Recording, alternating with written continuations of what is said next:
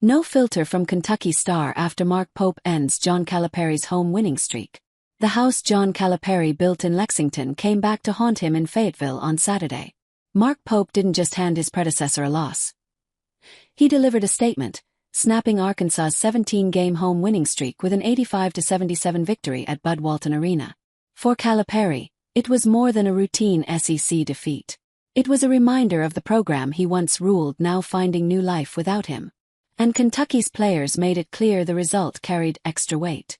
After the game, Wildcats senior Otega Owa admitted the matchup felt personal, especially after Kentucky's humbling loss to number 18 Vanderbilt earlier in the week. "It was definitely personal," Owa said in a post-game interview. "But it's more the fact that the last time we played, we didn't really do a good job of representing Kentucky. And we had to sit out there for a couple of days. We were eager to just go out there, and it just so happened that it was Arkansas and the former coach of Kentucky, but it was definitely personal for us to clean it up and set a tone," the Wildcat senior added further. Kentucky blitzed Arkansas out of the gate, hitting 10 of its first 11 shots to build a double-digit lead that the Razorbacks spent the rest of the night chasing. The Wildcats absolutely pushed back Calipari's side on offense with fast movement and precision shooting. Owa set the tone early and finished with a season-high 24 points, while Aberdeen chipped in 10 as one of 4 Wildcats in double figures. Aberdeen scored twice from the perimeter in the first half, further pushing the lead for the Wildcats. Owa extended his on-court dominance in the second half. His performance, along with equally important contributions from Colin Chandler and Melechi Moreno, was essential in keeping the Razorbacks at bay.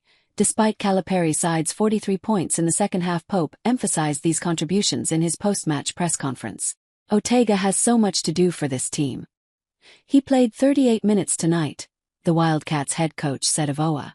"He's got to do everything on offense and defense, and he also does all the coaching. So, I am just really happy for him." For John Calipari, his team struggled massively on the boards, trailing by 9 rebounds.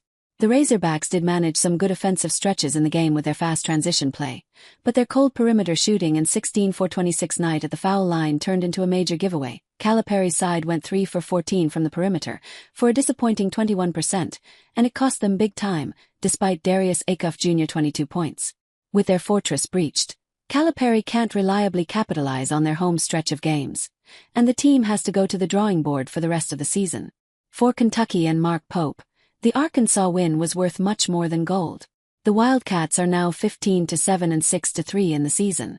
Moreover, with the opponents they are set to face in the upcoming weeks, Pope has a pretty good opportunity to further improve this record. What's next for Mark Pope and the Kentucky Wildcats? The concerning trend for the Kentucky Wildcats and Mark Pope has been their games against ranked teams, with 6 of their 7 losses this season coming to AP top 25 opponents.